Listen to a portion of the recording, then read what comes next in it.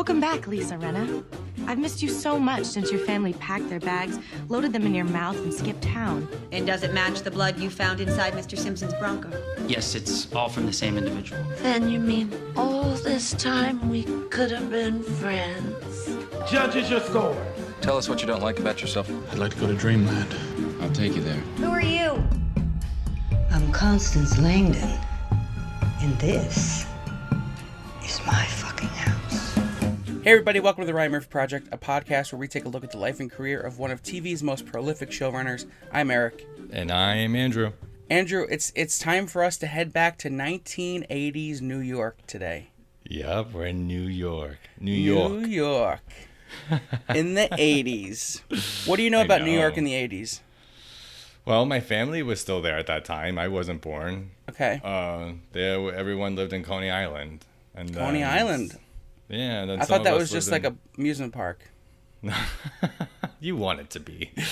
No, literally. Mermaid Avenue, Coney Island, right by the pier. It's like it was like a whole thing for my family. And then some people are in Brooklyn. Some people are still in Queens. So I hear some like relative stories, but I was born in 1991, so yeah. Not to age myself.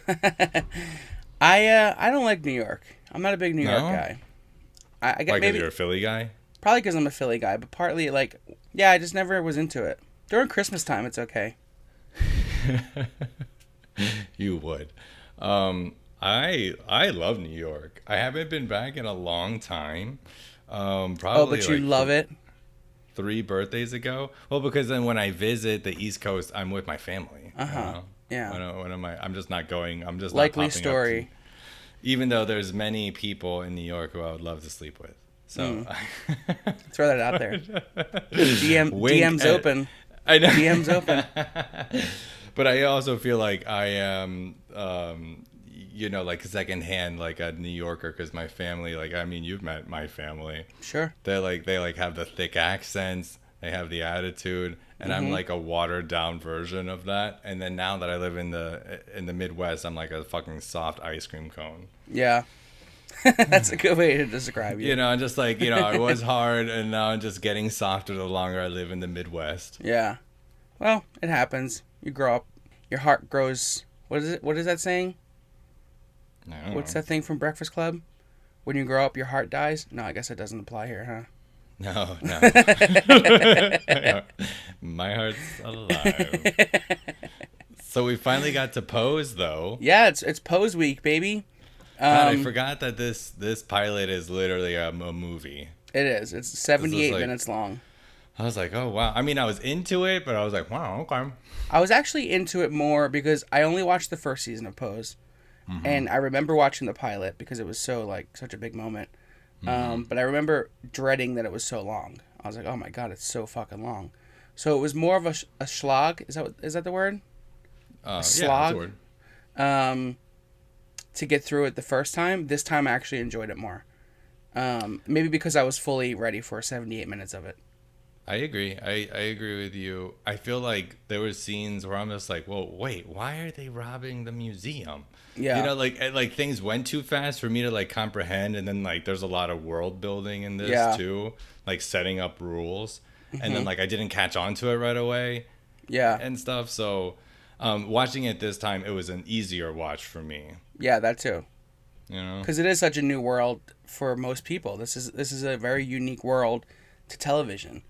Transparent was the first, I guess, major trans show, but this was the first one that like gave you a real look at it, a real look at the struggles, a real look at not just some white middle class man who transitioned into a woman and actually played by trans actresses. Yeah, that's it. Actresses. Yeah. Cool. So that's a big thing. I know, because there was, prior to this, again, like Disclosure just came out on Netflix, which was great. I caught half of it because Eric started watching it without me. Other Eric, not you. That's for the audience. Anyways, and then at the end, it kind of like, when I got there, it was kind of picking up on like sort of modern. It started from like the 90s trans representation till right now.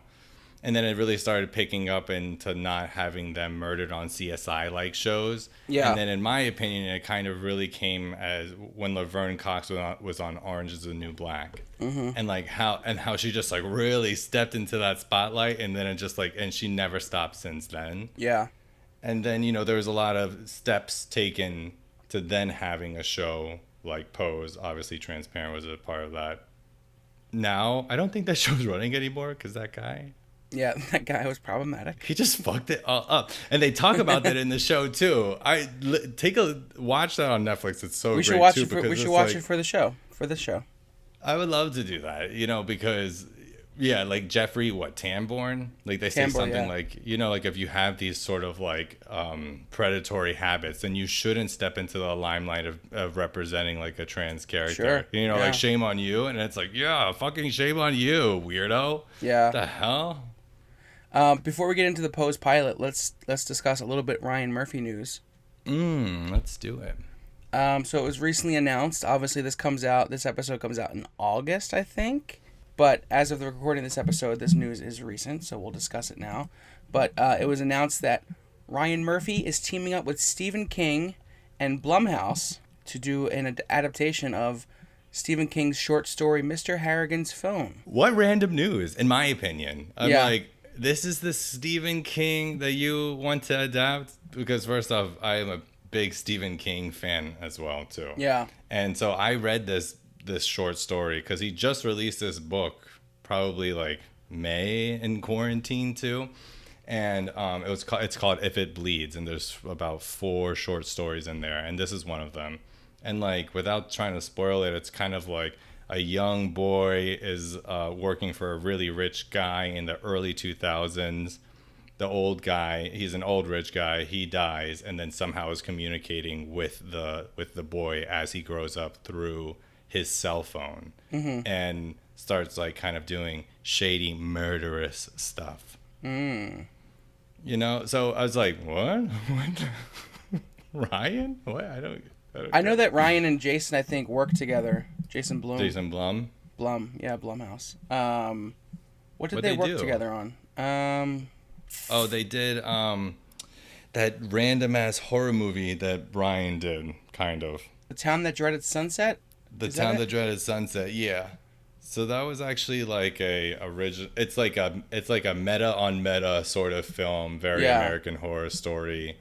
And yeah, the Town original, That Dreaded Sundown.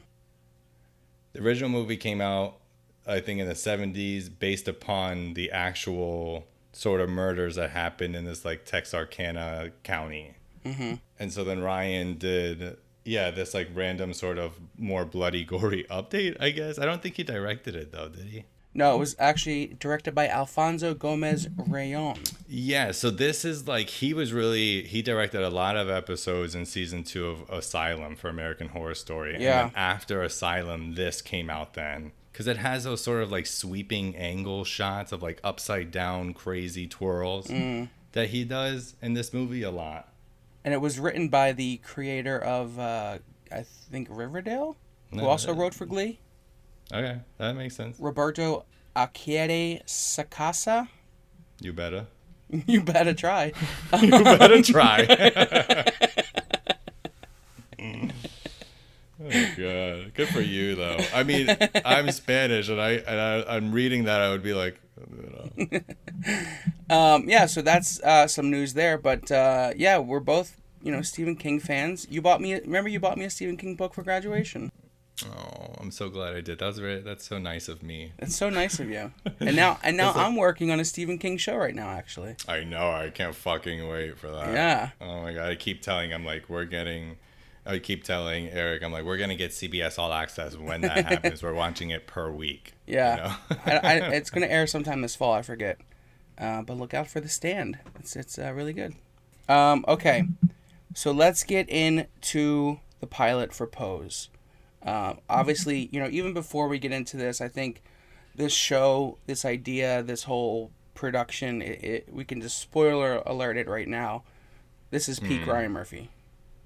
Oh my God, yeah. This is Ryan Murphy using the best of his assets and the best of who he is to create a show. But we should also mention how this show came to be. So the idea came from Stephen Canals based on a script he wrote in film school, and it was a pilot about the ball world in New York in the 80s. And it took him, I think he said something like, I just listened to a podcast with him on it actually, but I think he said it took something like 160 meetings before he finally got the script to Ryan Murphy. And obviously, knowing what the idea is off the bat, I feel like that's a Ryan Murphy show. So it was a perfect fit. So the idea is based on this script written by Stephen Canals, who then took it to Ryan and Brad, who developed it with him. And that's when they brought in Our Lady J, who also wrote on Transparent, and Janet Mock. And then I think that's pretty much their writer's room. Yeah, so like one of the big news sort of pieces before this show came out was that they had casted transgender actresses like MJ Rodriguez, India Moore, Dominique Jackson, and Angelica Ross, and I knew Angelica Ross from her activism, and actually Eric knows her. I don't know how I forget, but one time when we first, like one time when we first started dating, he was still working and volunteering in some sort of organization, and he was whatever Zoom was prior to Zoom, Zooming with her. Are we going to get Angelica Ross on the show? Oh my God, we couldn't. Oh, we're going to try though. Marcia Clark, Angelica Ross, Rami Rosemont. We're getting them all, baby. Oh yeah, let's talk. And then Ryan, of course, sprinkles in some like white people into the cast. Sure, yeah. But then this is what kind of makes him too. It's like that he just kind of pushed that in there with like Evan and Kate Mara. Mm-hmm. To just kind of be like, all right, let's like have some. Here's my familiar people. Yeah. Yeah, some familiar faces. That's the kind of like, I don't know, part of the universe. So the premise of the show is Pose season 1 is set in 1987 and looks at the juxtaposition of several segments of life and society in New York: the African American and Latino ball culture world, the downtown social and literary scene, and the rise of the yuppie Trump milieu. So that kind of sets up the world. Do you want to read the pilot synopsis here? Yeah. After being diagnosed as HIV positive, Blanca decides to leave the House of Abundance and start the House of Evangelista. A young dancer, Damon, is kicked out of his conservative and religious parents' house after they discover that he is gay. Blanca invites Damon to join the House of Evangelista. Angel is picked up by Stan, a married man who just began working at Trump Tower. The two kiss and talk but do not have sex. Abundance and Evangelista face off at the ball, and Abundance is victorious. Damon auditions for the new school of dance and is accepted. I feel like we could just end the episode now. I know. I was like, oh, that did a really good job. So the episode opens in 1987, and we open inside the apartment of the girls of the House of Abundance. And this is where we meet all of those ladies for the first time. Yeah, so then like Blanca is cooking. Electra is doing her makeup. So, and Candy and Lulu are there just like talking shit. They're the mean girls. It's very obvious right away. And then they start talking kind of about the ball culture and about like what balls are and what category that they're going to walk in coming up. Yeah. So Blanca suggests that they walk as the royal family of the House of Abundance. And go ahead. What? And everyone's like, ha ha ha, at Blanca. They're like, oh, stupid ass. Like. And then Electra turns around. Electra is the house mother. She is played by Dominique Jackson, and she's the overseer of all of these girls. They bow at her feet, and she's head mother. So she just turns around. They laugh at her, and then she turns around and flips the idea, and basically just regurgitates what Electra just said. Or what Blanca just said. So Blanca is clearly, getting upset about this lifestyle in the house. She's clashing with these girls. You could tell she kind of doesn't want to be there anymore. That's what the scene sets up. And you can tell that Angel is really sympathetic towards her because she's like, but doesn't say anything vocally, really. Sure. Yeah, she'll get there. And then In My House by Mary Jane Girl starts playing. And I remember this song from the pilot back then because I was like, oh, yeah. And I had to Shazam it. In My House. Yeah. And I was like, okay. Yeah. So first off, soundtrack, great. So soundtrack then they go to the museum. They're really happy to be in the museum that day. They're like, here you go, bitch. And then, they're all there. The whole house is there. And then they walk in. The security guard is like, we're closing in 10. And he is handsome, a handsome security guard. And Oh my God, daddy Electra fetish, relax. You'll see, because I fucking love Little Poppy. Oh my God. Do you? Yeah. Oh, you do too? Oh my God. Oh my God. Yep. He's like a popsicle cone in my mouth. It's just like, anyway. 100% here for it. Yep. I actually wrote something specifically down for when he appears. Ooh, good. So they're in the museum, and then they have a fierce walk outside once they get up to the elevator. Fierce walk out of the elevator. Fierce walks all the time. Every day. They're looking at artifacts. They're like, oh, how beautiful. Oh, I should say, some. sorry, before we get into too far. This episode was written by Brad, Ryan, and Steven, and it was directed by, of course, Ryan. Right. Well, duh. The hallway, So the hallway diva walks should tell you that. I know. Yeah, you have. Yeah, that's a dead ass giveaway. So then they walk in the museum, a really fancy royalty room, which is really just set up for them to steal the garments. There is no sort of tripwire. There is no fence. There's not that really It's the quiet. 80s. What? So they didn't have that really quiet person in the museum where it's like, shh, to you, just like, shh. Because, No I can't docents do around? a museum. I'm like, as soon as I get out of a museum, I'm like running and screaming because it's too much. So then they start hiding. They're hiding in the broom closet. They're hiding underneath the sort of statues. And once they close down, they just start stealing stuff. I want to say one thing before we move into them, like just robbing this museum straight up. There's a quick scene where that I think is like kind of poetic to the story, where they walk into the Egyptian room, and they're all admiring different types of Egyptian statues and bodies, and it's kind of reflective as to the bodies they want or they admire. Oh, okay. I thought that was an interesting way to do it because it's something that Call Me by Your Name does too. They use like the statues are kind of a symbolic way of showing what the characters are actually lusting after, Like ideal physique. Yeah, Sort of thing. Okay, I understand. I haven't seen Call Me by Your Name, but I understand what the. Oh my God, there's 2 Call Me by Your Name references in this. God. Okay. Maybe not references, but coincidences. Easter eggs. Coincidences. Easter egg, bitch. Maybe a little Call Me by Your Easter egg. Get out of here. So, anyways, they start putting all of this old ass royal garments into black trash bags. They're trying to run out. They pull, and then the door is locked to get out of the museum. Because it's a museum, and it's closed. I know, and it's closed. And then, Electra's just like, all right, pick up that bench. So they like hoist the bench and throw it into the glass door. Shatters. They run out. Yep. I remember when I first watched that, I was like very shocked by that. I don't know why. It's a great little, whatever he does here is a great intro. So, So then they're running down the street with the bags filled with costumes, and the cops are chasing after them, and the cop says, "I know where they're going." So they run into a building, and then they start quickly getting dressed, and then we are introduced to Pray Tell, and our first look at actual ball life in this show. Royalty. The category is Bring It Like Royalty. So one thing I had written down, have you ever seen Paris is Burning? Yes. Oh, yeah? Yeah. Oh, maybe we could do that for one episode, too. Yeah.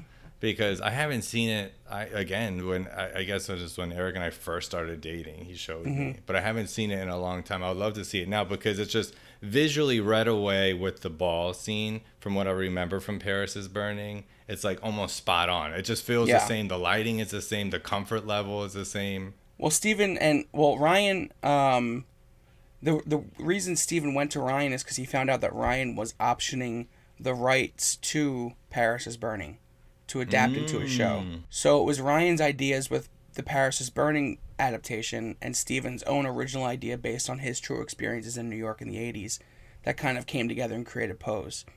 And I think that was one of the things they talked about is a lot of people were worried about watching this show because they didn't want to be sad and see trans women constantly being killed on show. Because if this is based on Paris is Burning, we know that, one of the characters in that is brutally murdered. And we know that that's true to life for the trans community. Is trans women, no, it's especially still trans women of actively color, happening. are still being killed at a rapid rate. And people were sad about that. So they had to actually put out a disclaimer the first season that said none of our characters are going to die the first season. So that people felt a little more comfortable watching it.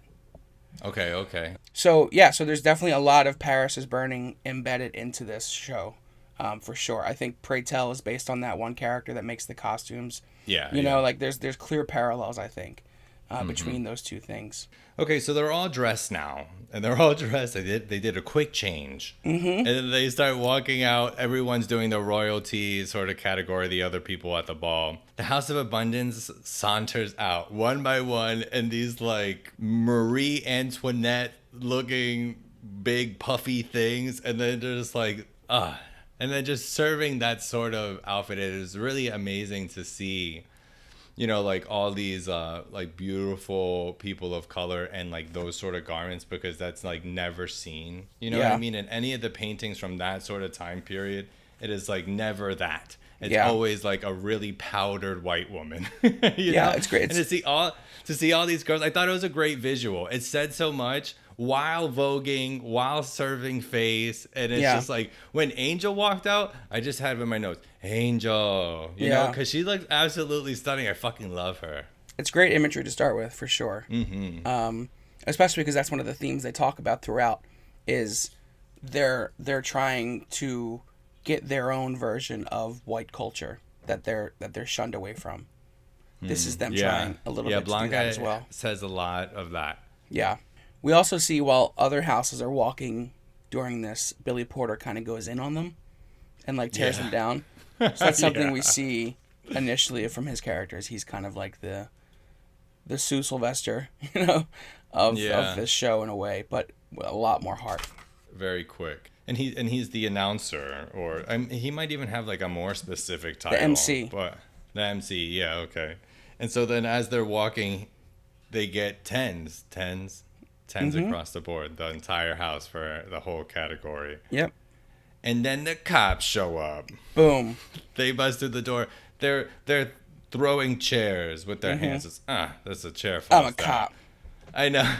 And then Electra, she sees them quick, like kind of pan to her face. And then the crowd's going wild, and then she just puts out her arms. Yeah. And then just like saunters over to the cops to get arrested, and everyone just like kind of loses it. In the most elegant fashion, they're all arrested. I know. It's like Candy, then Lulu. Interestingly enough, we don't see like Angel and Blanca get arrested, or the two boys that are in the house who we haven't mentioned yet. Like, we don't need to mention them. I know, but then and then bam, cut to the intro. Yeah, that's the whole intro scene or sequence of the show, and I think it's one of the best. It sets up the world perfectly. It's so good. It introduces the characters perfectly. It's definitely one of the best intros we've seen so far. But yeah, then we cut to the title credits, or the title cards. What'd you think of those? I think it's great and simple. I don't cute, think it simple, needs to be much flashy. More. Pop of sparkles. I'm in it. And then it's cool that Pray Tell is just kind of like, you know, announcing in the background. Yeah. From there, we go to a ballet room. We see all these skinny white girls is balleting on their toes. And then we are introduced to Damon. Yep. And then, you know, he's doing the moves with them. And then all of a sudden he catches something in his head. And then he starts like moving his hips and his body or whatever. You can just tell he has more rhythm than them. Yeah, but still can do ballet. Yeah. And then so then he's happy, and then On the Radio by Donna Summer starts playing, which I love this song. This is a great soundtrack throughout. But did you notice that they're in Allentown? That's our stomping grounds. Is that where they are? Wow. Yeah. That makes sense. Yeah. It makes sense. It's so close to New York. Allentown is right next to where him and I met at school. And it's actually really funny, because then I worked in Allentown at the gay bar there. Yeah. One of my first jobs at a bar. And in a lot of ways, and I'll bring it up later, but in a lot of ways it reminds me of this. Allentown, because it really is. Allentown is like an old steel town. Yeah. from, you know what I mean? That it has like random little a skyscraper. Who knows? But so then he gets off the bus. He's on the bus. It sets up his like suburban sort of lifestyle. He goes home and then he goes under his bed to pop out. I thought it was gonna be porn, but that happens later. But then he pops a tape out that he's hiding and he puts it into his little tape player. Sure. And then he starts dancing his ass off. And while he's dancing, enter Daddy angrily, who catches his son twirling around the room. Dad does not like that his son's a dancer, and that his son's lying to him about being a dancer. And then we found out that Dad found his gay porn. I know. So Damon's trapped. He has no choice but to admit that he is a gay dancer. And this does not go over well with his father, who just decides to start beating on him. Yeah, he takes his belt out and then starts hitting him. And then my sort of thing, it's like, ooh, I don't know about you, but that's the way I was punished, with a belt. Oh yeah, I mean, you know what I mean? God, because I thought of us when this was going on, and it's like my dad never hit me for being gay that I can remember, but he would hit me with that belt. I mean, my dad was constantly trying to push me to be more masculine. The only thing that he remotely really liked about my creative side was my art. Yeah. And that was it. But otherwise, he was like, pick up a football. Yeah. No, I got fucking beat. All the bloody nose, welt marks. My dad hit me with his car once. God, he would, though. He would, though. And, but yeah, did I ever tell you the time my dad caught me hooking up with a friend in high school? Oh God, no, you didn't. Oh my God, I probably maybe should. After the show. I probably shouldn't say that on there. Don't say it. Okay, let's keep talking about Dad. So Damon's dad kicks him out, actually. Yeah. And he says that you're dead to me. He's on the front porch, and then his mom, comes in at some point, and I initially thought that I would get some sort of like relief that his mom has been protecting him and will still protect him in this moment. But she actually comes up to him and slaps him because she feels betrayed. Yeah. She has the ideology that being gay is a disease, and that, praying about it will release that disease from you. But Damon has already made his stance by this point and saying like, no, I'm out. There's like, I can't hide it anymore, I guess, you know? She supported his dancing, but thought it came from a place of creativity, but now she thinks it came from a place of just him being gay. So she feels betrayed that he would bring in gay porn into her home after she stuck up for him. Yeah. And she says that, she believes it's a sin, obviously, to be gay. And said that, God will punish him by giving him this awful disease, meaning AIDS. Mm-hmm. It's a really heartbreaking scene, and then that's just kind of like really how it ends. He doesn't have much. He throws his little magazine of gay porn, and then that's the last we see of Damon for that little bit. Yeah, he's kicked out of his home. Would you have picked up the porn magazine? I mean, I would have taken it. Yeah, throw it for now, but that's all you have. But I know that's all they had. The next we see is Blanca at a clinic. Yeah. It's a very sterile looking sort of hospital, basically, more than like a modern day clinic that ones I go to. A stranger comes out of the door and immediately starts breaking down, and then you start to get and then your brain starts kind of contextualizing what's happening and in the time period that you're in, and maybe what that stranger kind of found out. And then Blanca's called next, and then your heart goes, yeah, because she's just getting tested at this point. The doctor has her test results, and we kind of just start seeing more of Blanca's her character, her internal sort of logic, because she's like, all right, just tell me, doc, tell me right now. And the doctor confirms that she is HIV positive. This doesn't have to be a death sentence, isn't it, though? Thank you. For what? It must be hard having to tell people they're gonna die day after day. So it's a real poignant scene because, she's taking in this news, and we can tell that by the way she handles it, that she's a strong person, but at the same time has sympathy for the doctor as well. I know. So it's a real sad scene. I love how she balances that out. Blanca's always coming from a place, and I'll talk about that when she names her house at the end, but she's always coming from a place of like respecting somebody else. Yeah. And almost when she talks to someone, she's talking to them like looking up. Yeah. You know, like and I just think that that's like such a complex way of thinking and talking to someone throughout your whole life, you know? Yeah, that's a good point. So after she gets this news, she goes to Pray Tell's apartment, and he tries to console her as much as he can. But it's really just two bitches gabbing, you know, trying to help the other one through a difficult situation and coming to terms with, you know, what they're going through.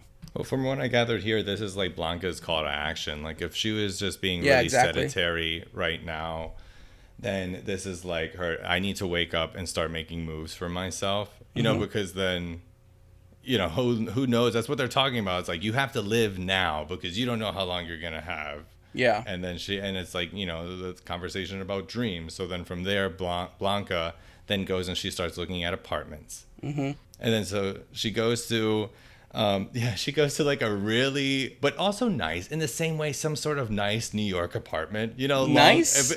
If there's a long hallway, there's that's all you need. 1, 2, 3, 4 rooms. Four What? rooms in the 80s. Come on, you don't even know. But it was gross. But it was still gross. But Blanca's affording that as like a nail beautician. So good for her. I'm okay. I'm not trying. What? I'm not trying to drag Blanca. I'm just like, You better not. there's I no won't need. stand. There's no need to call it nice. It has character. Let's say that. Sure. Let's say that. Blanca's down. The next thing is Blanca is at the House of Abundance. She's dramatically looking internally at this point. Elektra kind of picks up on it. And Elektra finds out that she got the apartment, basically. Yeah, so she just bullies her into making her announcement early and just saying that Blanca's going to leave the House of Abundance and start her own house. She wants to be a mother. She wants to pass on the help that Elektra gave to her when she was a lost child. She wants to help those people now. Yeah, that's from Blanca's perspective, but Yeah. Elektra don't feel that way. You know, because Blanca wants her blessing in order to move on. Yeah. And continue and make a house and stuff like that. And then Elektra, it's interesting. This is like the second time I see like a mother feeling betrayed. You know, because first it was Damon's mom, and then now it's Elektra feeling like betrayed by their children's sort of like expectations to dream. You know, so Elektra's not feeling it, and she just kind of goes in, and then they have a really interesting fight and a real strong monologue from Dominique Jackson. Play clip here. I'm going to form my own house. It's my time, it's my dream, and I'm going for it. I do not want any of your opinions. Not even mine. Honestly, no. But I do want your blessing. No. It's time you paid that kindness back. To your mother, in her greatest time of need, rather than lying to her, going behind her back after she rescued you from the gutter and showed you the ways of this world. So no, bitch, I do not give you my blessing. I give you what every mother gives a baby bird who has feasted off the scraps of her sisters and gotten too fat. A push out of the nest. You are not on my level. You are jealous and petty, and you show your true color. I have a right to show my colors, and you show yours. You're not ready. You're a second banana. I give you that, but no more. Look at me. Look at you. I can pass. I can strut down Fifth Avenue when the sun is sitting high as my cheekbones and be waited on at Bergdorf, same as any white woman, while you hide away in the shadows. You're way ahead of yourself in the game, beast. You know, Elektra just was this like, because then towards the end it gets real kind of petty. She's like, "You are not on my level." She's like, "You can barely pass," and that's like a really nasty thing to say. Yeah. Yeah, because then, you know, obviously we're two cisgender guys and we don't know what it's like to like, you know, have to deal with passing or not passing and feeling discriminated against that, being talked to differently, not being allowed. You can't apply here for a job. Any of those things related to like what passing is. And Elektra is like this tall, beautiful, obviously has some source of money. And Blanca is like a ragtag, like fighting for her life sort of person. And Elektra knows that. And so to say like, you know, you're not at my level is again kind of that's why Blanca has this sort of complexity of thinking that she is not at anybody's level. You know? Yeah. She calls her a beast. She calls her a beast. You know, and then it's like, oh man. Credit in this scene to Elektra for this like really nailing that. Like, to me, this is probably the Ryan Murphy moment of the episode. Having like this like fierce woman just like kind of spout off all these daggers, you know, in this monologue against another fierce woman. I think that when this whole thing was going down, I was like, oh, this is it for me. Ryan. I have a different Ryan Murphy moment of the episode. And we'll get into that when we get there. But the next scene after Elektra storms out and, you know, leaves the House of Abundance forever, we see Damon sleeping in Central Park. And someone tries to steal his backpack. And it just is a quick glimpse of how difficult it is for him now catching up. He's obviously in New York and he's sleeping in Central Park and trying to make ends meet there. And then we see him check out the new school, which is the dance school that he wants to join. Mm-hmm. You're right. So we get a little bit of, you know, what his desire is in New York, which we saw a little bit when he was on the bus looking at the ad. But clearly he went to New York to be a dancer. He's, you know, if he's on his own, go chase that dream. Yeah. This is the second Call Me By Your Name mention. Okay. How? Call Me By Your Easter Egg, if you will. They play, the backing music is this called Hallelujah Junction C, which is the music they used in the opening credits of Call Me By Your Name. Okay. So I don't know if this is intentional, but that's two pretty specific things. If I see a peach on screen, you don't get the reference. Okay. I don't get the reference. I tried to read. We'll the watch book, it. Call Me By Your Name. The book is so sexy. I just couldn't. I don't know. Maybe I'll listen to the Audible. Who knows? Oh, Army Hammer.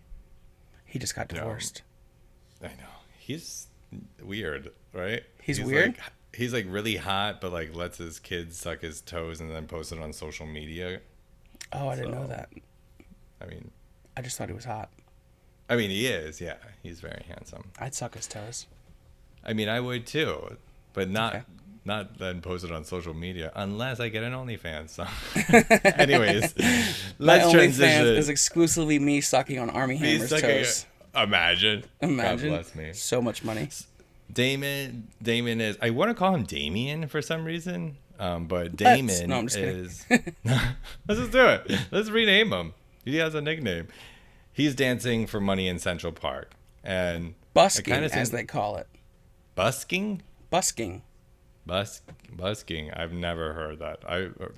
Really? Pedaling? No. It's just when you are doing shit for money on the street, like dancing, playing a song, asking for money. Busking. Luckily, Blanca finds him in the park. Mm-hmm. She walks up to him and she basically tries to recruit him. Yeah, she sees this lonely gay boy dancing in the park. She throws a little quarter in his bucket and just tries to persuade him to join her house and to dance in the balls with her because she needs people now and he's a good dancer. And she sees that. So he's intrigued, so they go to a ball to check it out, right? Yep. Well, like as they're walking there, she really starts explaining what the ball is to him and to us as the audience. Yeah.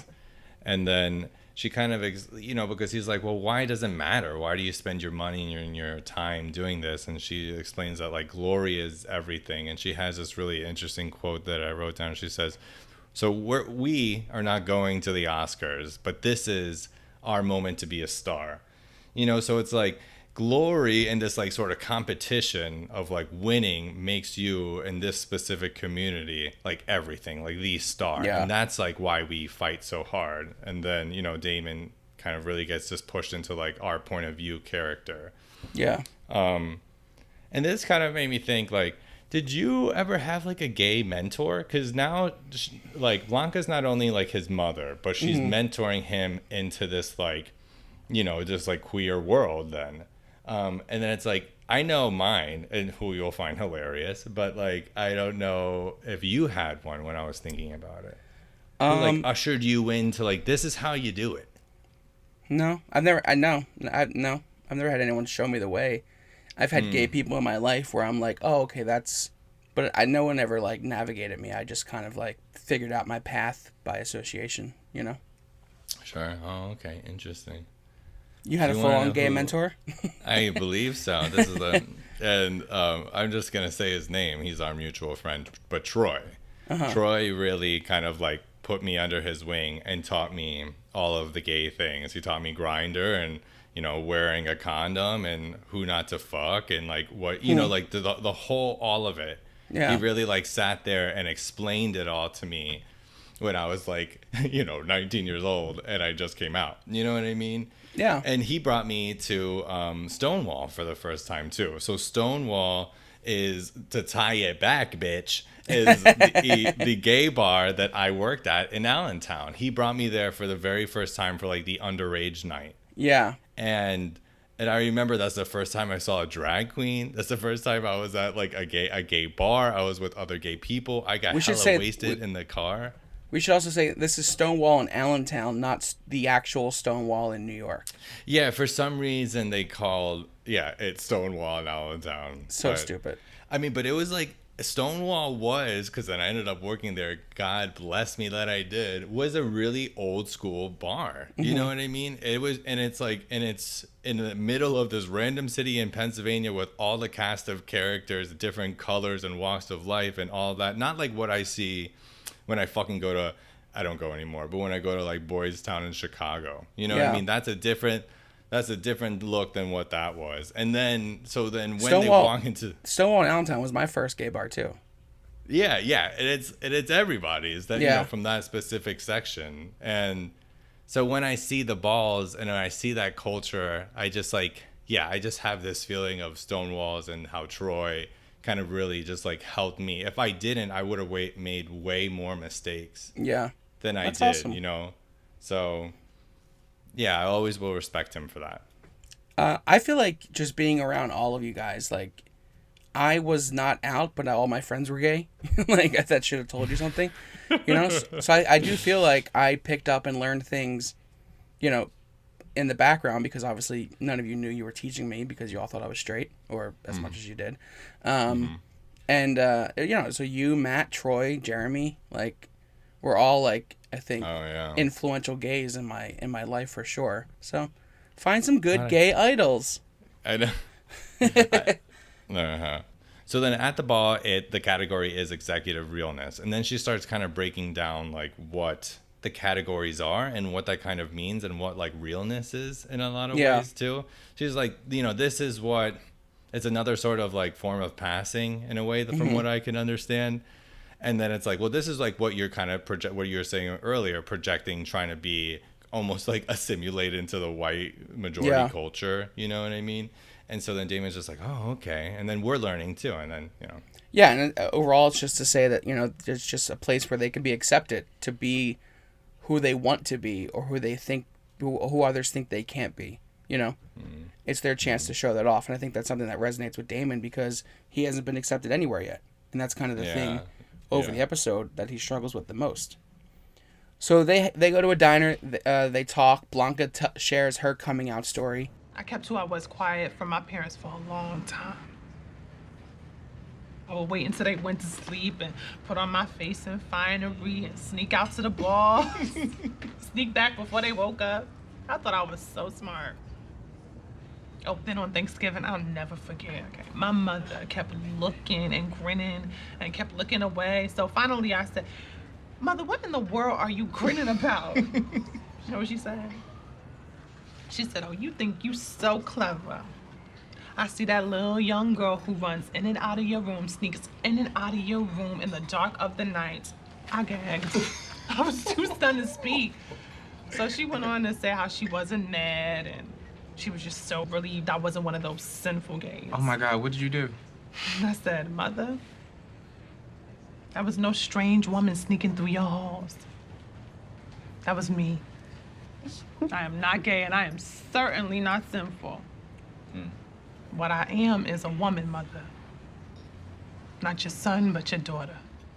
So she kicked her out at 17 years old. So they have her and Damon have a very similar backstory, and they they share a very similar struggle, which is something, it's the same kind of struggle for a lot of gay children still today, but especially in the 80s and 90s and 70s.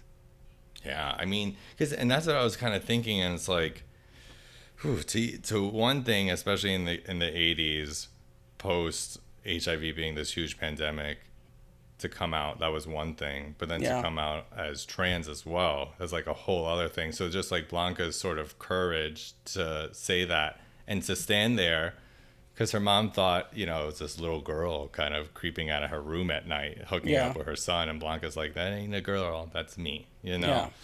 So that's it's just like, whew, good for you, Blanca, because I know that shit is hard. She also says at this point, like, Damon apologizes for, kind of belittling her, not belittling her, but saying that, we're not the same. Yeah. And she says, well, who else are you going to find to make you feel superior? And that, again, to me, just kind of speaks to, like, how Blanca moves in this world. Mm-hmm. And she understands. This is also something she struggles with in a future episode where she goes to the gay bar. Yeah, I think that's like the next episode. Yeah, it's kind of a similar theme. But so they share information that Blanca tells Damon if he ever needs her to come to their apartment, and she'll always accept him. So they part ways. Then we cut into an exterior shot of Trump Tower, and this whole scene feels like a completely different episode to me. Exactly. This could also be a Ryan Murphy moment. This is my Ryan Murphy moment. Okay, got you. Just the whole, it's just the whole mention and the whole storyline that involves Donald Trump is a Ryan Murphy moment to me. It's his way of being able to have something relevant in the future or in the present that is from the past. You know what I mean? By dragging Donald Trump and things we already know and adding him to the storyline that really Evan Peters' character could have worked anywhere, Well, literally, Evan's Peter, he doesn't really need to be there either. No, that's what I'm saying. Like, he could have worked at any management company. You could have put him with the fucking guy from Wolf of Wall Street. You could have done whatever. Mm-hmm. You know what I mean? So we see Evan Peters' character. What's his name? Some white guy name? Stan. Even the whitest. Literally is Stan. So. Yeah. So Stan is interviewed by James Vanderbeek, who is third billing on this show for some reason. His name is Matt. I know, and his name is Matt, actually. So he's being interviewed for a job at Trump Tower, and he just basically sucks James Vanderbeek's dick and says he wants to be him, he wants to be rich, he wants to be able to walk down Fifth Avenue and buy something he sees in the window for his wife without having to worry about money. And James Vanderbeek is very into this because it's part of the Trump milieu, as they mention in the synopsis of the show, of just white men just wanting to be rich and do cocaine and fuck around and, all that stuff. So it's our glimpse into that world. Yeah, this is like, because then it is interesting, I guess, to talk about Trump in the 80s because he did have a lot of, like, pop culture clout or something. Sure. You know what I mean? And then just to kind of like lightly touch on like the greed of the 80s mindset is interesting because he's kind of like, this is the time where we can flaunt our wealth. You see this watch? I have 7 of them. It's like, and this is just kind of like, very Wolf of Wall Street and very like American Psycho, this character that James Vanderbeek is playing to me. Yeah. And then it is really interesting because then there's certain people that have never kind of grown out of the 80s mindset, like the age of greed, you know? And those are all valid things to touch on and to talk about, but it doesn't necessarily fit into this like really sensitive, beautiful world that he's making with these other characters. So it's kind of like a little wrench in there, and this had to have been like just his idea. I feel like just a Ryan idea. Yeah, it's like we gotta put this in. Yep. We gotta put this in. I understand like having the balance of having like all these like people of color and then having Evan as well too. Yeah. For the first season to kind of the outcast versus the ivory tower. Yeah, I get it. It's just like I'm glad he didn't come back. Oh, I don't want to spoil anything for you. No, For the I saw the end. audience. I saw the end of the first season. After this, we see Stan cruising by the piers. Mm-hmm. It's getting dark. You know, he's a little bit nervous, and then lo and behold, he picks up Angel. Yep. Working at the piers. And if you know anything about gay ball trans culture in the 80s, during the Stonewall movement and all of that, you know that the piers are really their, how do I put it? Their enterprise, their Pee-wee's Playhouse. The main setting of that world was the piers, right? That was the epicenter of culture then. Yeah. It was like their office. Yeah. You know? Exactly. You know, this is where they danced, where they partied, where they fucked, where they were street workers. Is that what it is? Sex workers. Street. And that's kind of what we're seeing right now, too. Because then he picks up Angel. Interesting, though, that Evan knew where to go. If this is his first time doing it, which he later admits, he just I wonder if it was maybe it's just like a thing that you know. Like you can go down to the piers, get a Yeah, blowjob that had sort to of have thing. been the thing. That back makes more then. sense when I And she when said I say it out he loud. drove past a few times that day. Oh, she did say that. Yeah, you're Yeah. right. After this, then they go to a nice hotel room. Yeah, and this scene is great. This is where like I would have been more upset about the Trump Tower scene had it not transitioned and then melded the worlds together so quickly. You know what I mean?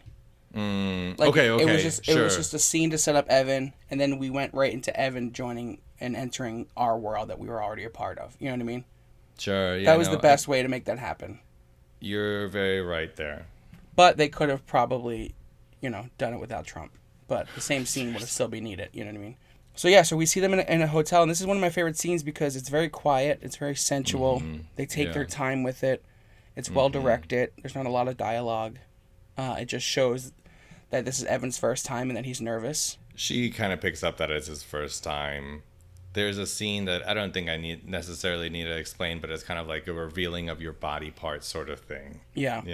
And he asks her to take off hers, garments. And then she's like, all right, well, I'm doing it to you. Yeah. And then they just kind of like lay in bed then afterwards, and she's like, this is what you want. Yeah. And he's like, can we just talk? And so they just lay in bed and just talk. Yeah, and then they talk, and he asked her what she wants out of life. And she's like, no one's ever asked me that, but I really want a family.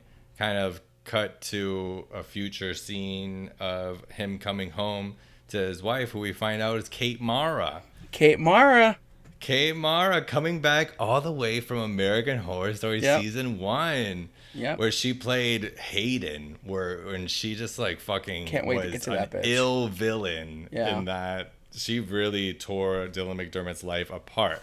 So seeing her and kind of knowing, and she's also in House of Cards too, as like this really, you watch more House of Cards than me, but she's like a investigative reporter. A journalist. I mean, yeah, she becomes, she has a very shocking arc. Oh, really? Oh, okay. She's a great actress. I've always enjoyed the way. But then seeing her here, I'm like, oh, my wheels start turning 7 notches, and I'm just like, oh, fuck. Like, she could really stand up against Angel, in the way that she's not just like a boring, like Mad Men, January Jones housewife, who you could push over. She's like, she can actually do stuff. So I was just like, oh man, I really hope that they use her enough for those sort of scenes. Yeah, so we see his idyllic life, and we kind of hear that this is exactly the life that Angel wants, is what he has.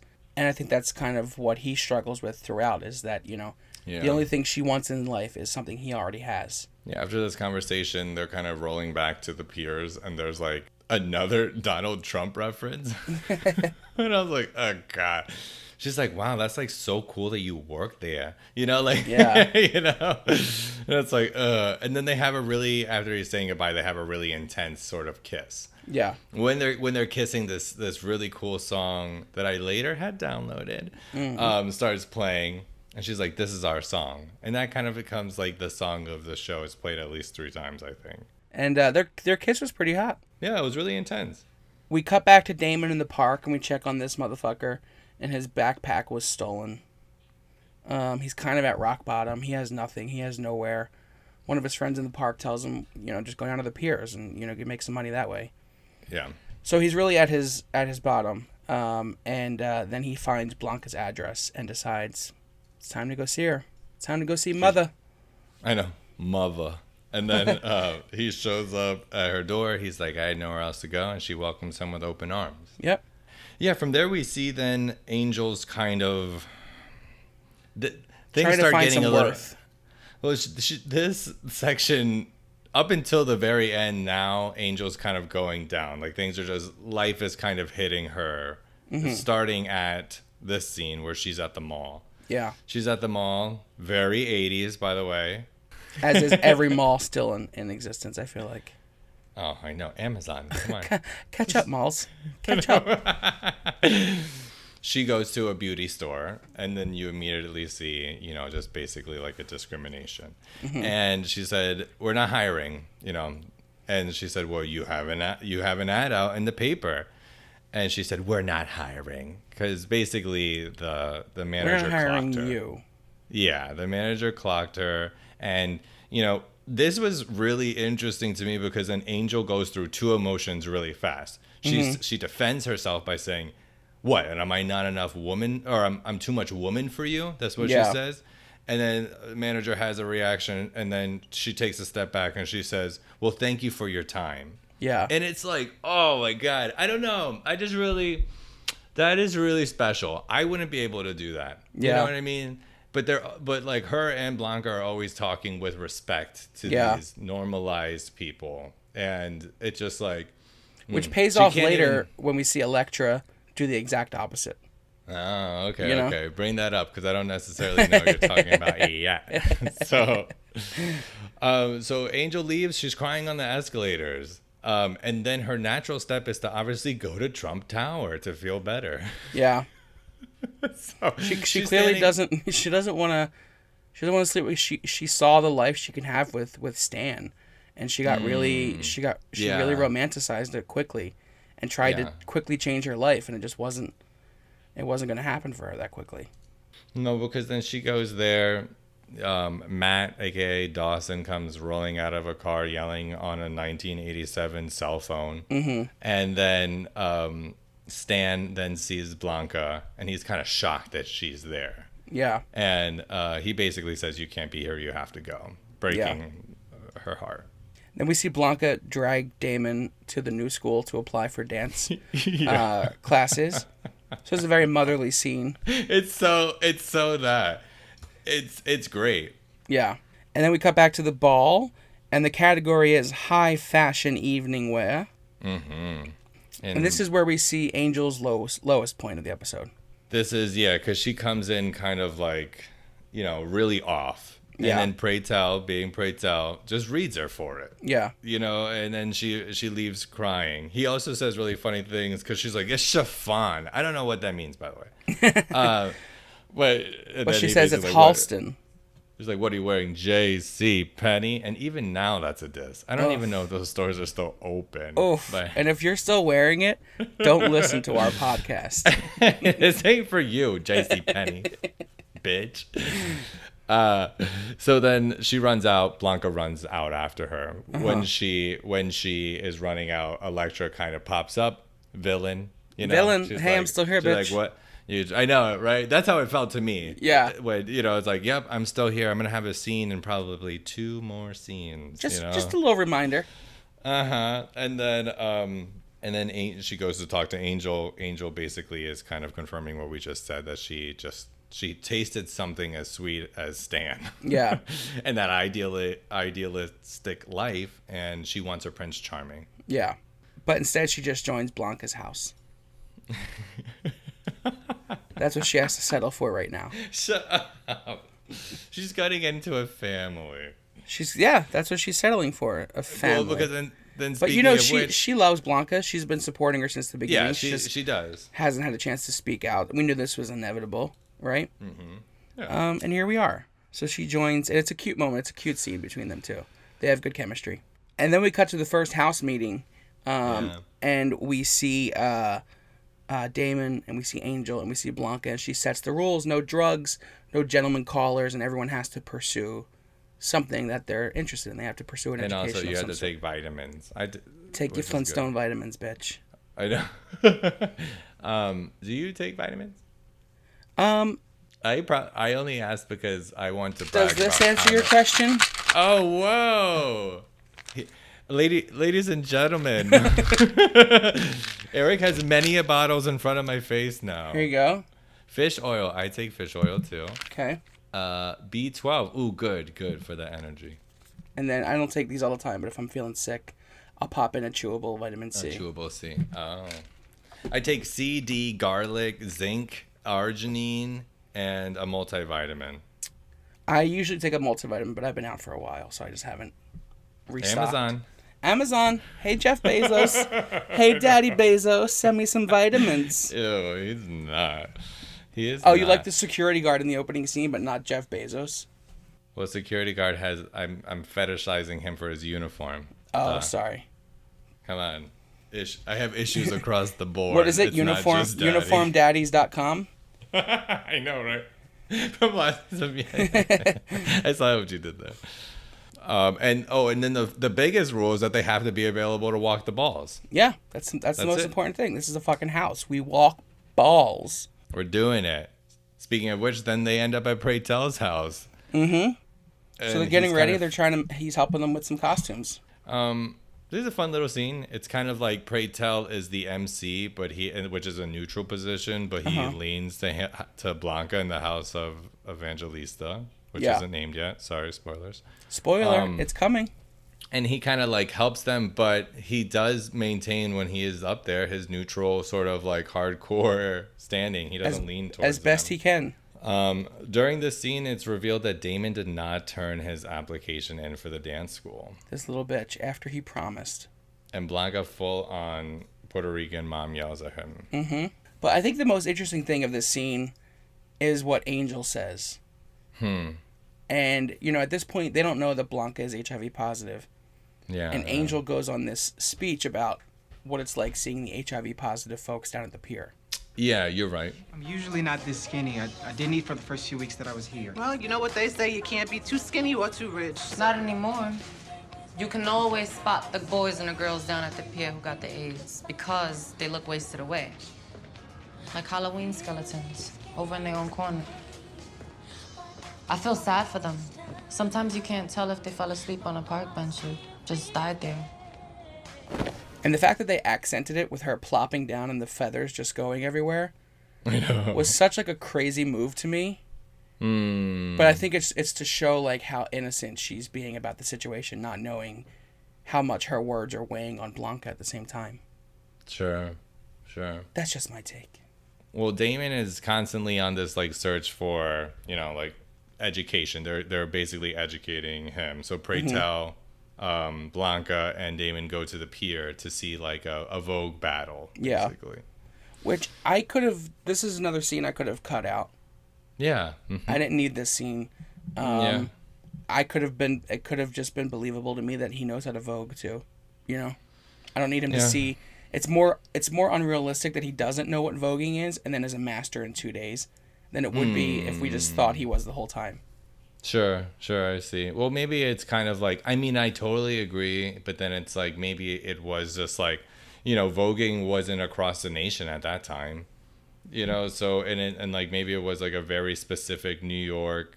Yeah, but so what? We know what voguing is when this show airs, Oh, okay. So you're more or less thinking from like the audience perspective. It did drag. I'm just thinking because it's a 78-minute pilot. Like you could have. Oh. You could have been a better director and cut a few more things like this. Okay, I see. I don't know. Yeah, because I don't even have anything. They're at the pier. Yeah, exactly. That's it. Cut to Stan, and his Patty. wife at dinner. Stan and Patty. Oh my God. Evan and Kate. The only thing that I really picked up on this was that so they don't come from wealth. They have just received it. You know what I mean? She's very impressed by everything. Yeah, they're having a lobster dinner, and then he's like, "Put the lobster in the butter," and she's like, and she dips it and she puts it in her mouth. She's like, And I was like, "You're tasting butter, really? Have you never had butter before? Get the fuck out of here." She's like, "It reminds me of the Jersey Shore." I know, and it's like, okay. But then Evan is really distracted because his heart is somewhere else. Sure is. And he asks an interesting question at dinner. Is it as good as you imagine? I used to dream about having lobster. Like those fancy people down by the shore. I used to picture myself wearing one of those bibs, you know? A lobster bib? Yeah, lobster bib. Should I be wearing one right now?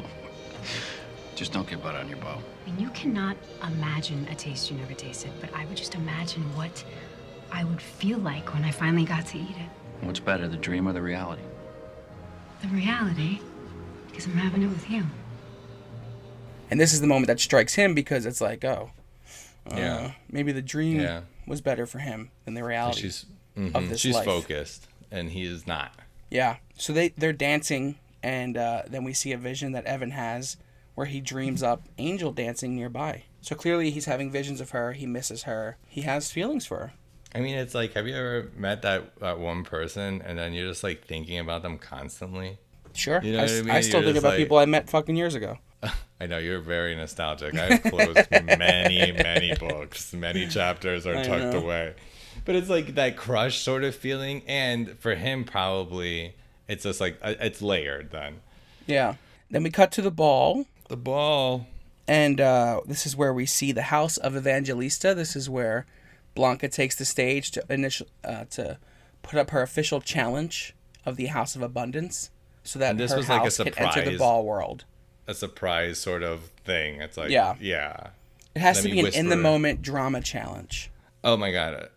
Of course, as she's kind of announcing that she has as a new house mother, before the dance, it's like a dance off, vogue off, sort of thing. She says this really interesting line to me, and she said, because they're like, well, what's the name of your house? What's the name of your new house? And she said, the House of Evangelista. Cut to everyone laughing at her again. Yeah. You know, for whatever reason. And then so she said, she kind of like, this is in honor of Linda Evangelista, basically like an up and coming model. She says, who stole my look and to who I pay tribute to in return. Yeah. And I love that. I think that that's like such a beautiful thing to say.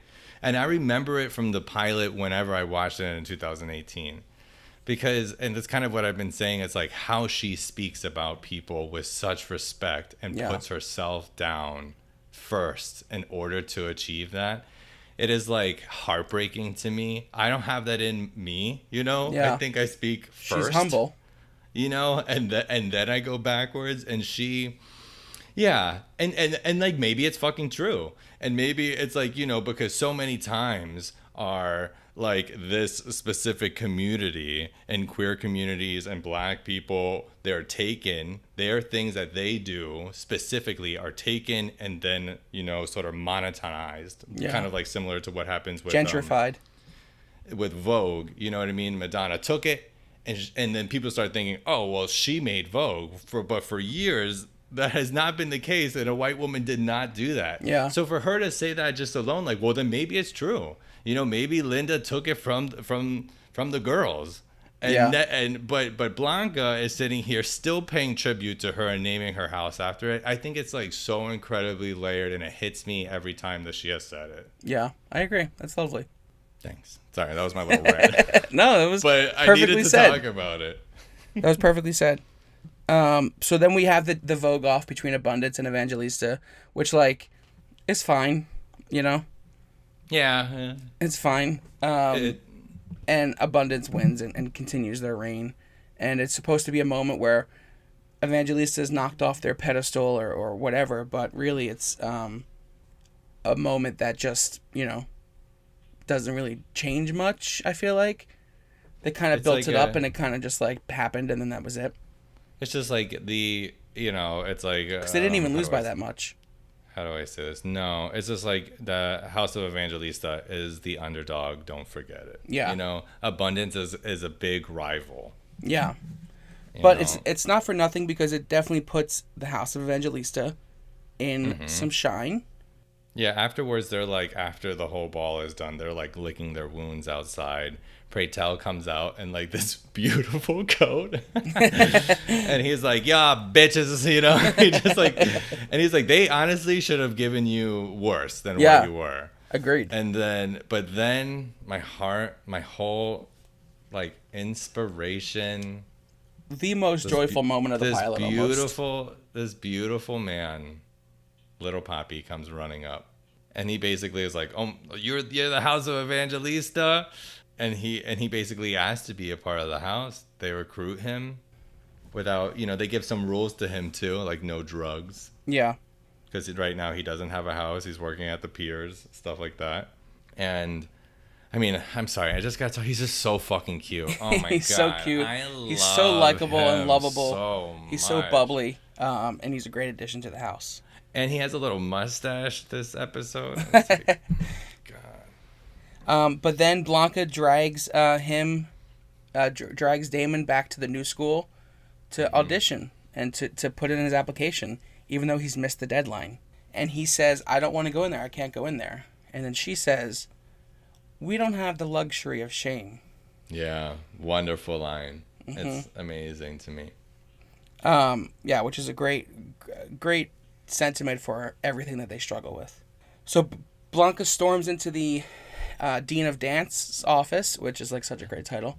Helena. And then we're introduced to Helena for the first time. Hold on, let me find that lady, because she is somebody. She is fantastic. Helena St. Rogers. Get out of here. Who is she played by? Charlene Woodward. Oh, you know what? Okay, so I don't know where we should start over. But she was like, I don't know, have you ever seen Glass by M. Night Shyamalan? No. Oh, okay, that's how I know her. She is the mom in there, and then she was also in Split, and she just has a really interesting voice and cadence that I'm really into. And so to have her be the teacher, I was like, yeah, cool, I love it. I mean, she's no Sandy. Sure. But yep, she's still a good teacher. Shout out Sandy. So she basically just begs the teacher. She's like, please give this kid a shot. Let him see that there's a such thing as hope in the world. Give him an opportunity. Give him something to inspire for, Yeah. And then she's like, okay, you've won me over. You're a fierce mother. You've worn me down, House of Evangelista. I know. Turns out she's in a rival house. No, I'm just kidding. Oh, no. She's a mother, too. Oh, God. So then he gets the chance to dance for Helena St. Rogers, bitch. Say the full name with respect. Dr. Helena St. Rogers. Esquire. And she's a notary public. She's also working on her mortician school right now. Damon goes to the dance room. He puts on his little tape and the tape thing. And it says Whitney on it. And it's I Want to Dance with Somebody by Whitney Houston. Sure is. Starts playing. And not for nothing, but they play the whole song. They play it. They bought it. They played it. Okay. He did a great job, Yeah, I like this. It's very long. They play the entire song. I think they did that intentionally. Mostly, I'm sure they paid a lot for the song, but mostly because they wanted to show him slowly getting more and more comfortable and better and more performative for these judges in his audition. Okay. You can see he struggles at the beginning. He can't figure out what he's trying to express. And then finally he just expresses, love through his dance moves. Yeah, and that's dancing. That's dancing, baby. That's dancing 101. Push tables together. Get on top. I have about 2 moves when I dance, but they're fun. They're fun. So he gives a great performance, and then Dr. What's her name? Helena St. James? Helena St. Rogers. Helena St. Rogers Esquire. Helena St. James Rogers Esquire comes over to him and gives him a hug, and she's in tears. She's moved by his performance. She's moved by his struggle, his story. That's why he's getting in. She's giving this kid a chance because she believes in him. And I think that's something we see in their relationship throughout. Yeah, it's really good. But so he gets accepted. He goes outside, and the group is there. His family's waiting for him. Yeah, and they all hug, and the whole Evangelista family is there. Even little Poppy, God bless him. God bless Poppy, and it's great. It's a great image to leave them all on. It's a great. Yeah. You would think that something like this would end the pilot would end in a horrific way or on a dangerous cliffhanger. But this ends on a Sure. positive note, and I think that was a conscious decision. And I think that is great for this. Yeah, I agree. And the very last scene we see is Stan goes back to the piers and picks up Angel, and they're happy and giddy together, and they drive off into it's nighttime, so not sunset, but they drive off into the night. And that's where and the then pilot their song ends. starts playing, "Running Up the Hill." I don't know what song you're talking about. I didn't listen to it really. I don't know. I downloaded it. So overall, peak Ryan Murphy for me. Peak Ryan Murphy. There's definitely a couple moments that were a Ryan Murphy moment.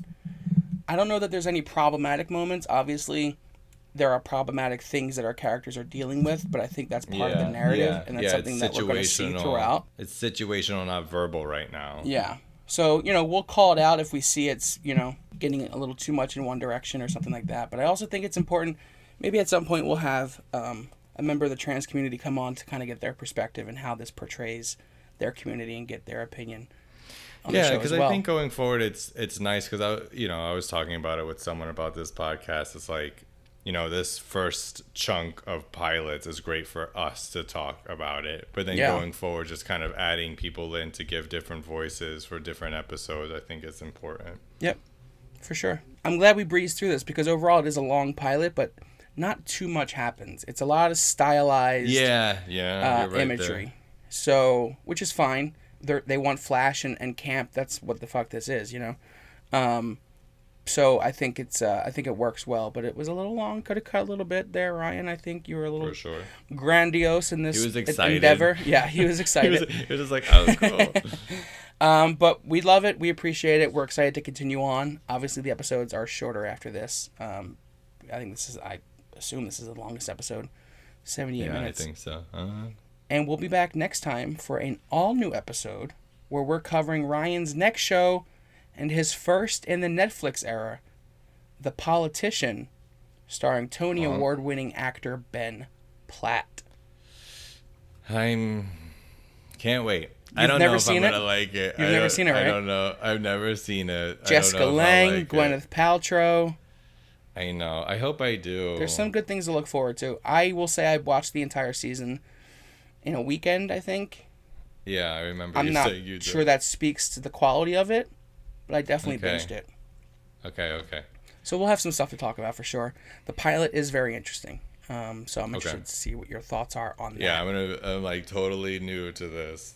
And then after The Politician, we're wrapping it up with these first round of pilots with Hollywood, Ryan's second Netflix show. I'm really interested to go through Hollywood again because now I don't see it as so shiny, Mm-hmm. Yeah. Like, especially seeing Feud and how similar that was. It's just like, I think I'm going to have a lot to say. Yeah, I think there's a lot to That's why discuss I'm on a podcast. with these next two episodes for sure. We're excited to jump into the Netflix era and wrap up these pilots. It's been an exciting 13, 14 fucking episodes at this point. And we're glad you're listening. Thank you for following along. Please make sure to like, share, and subscribe to this podcast. Tell your friends. Tag us on posts on Instagram. DM us. Send us questions. Oh, yeah. We want to hear from you. Us. Oh, yeah. You can follow us at The Ryan Murphy Project. You can follow me at Mr. Andrew Leon. And you can follow Eric at I Hate Eric Wilson. What a name. What a You name love for saying your it. Instagram. I do. Come on, I'm always like, but I don't. So you can follow us there. Thank you again for listening, and we will see you next week. And I'll see you soon, Eric. Yes. Bye.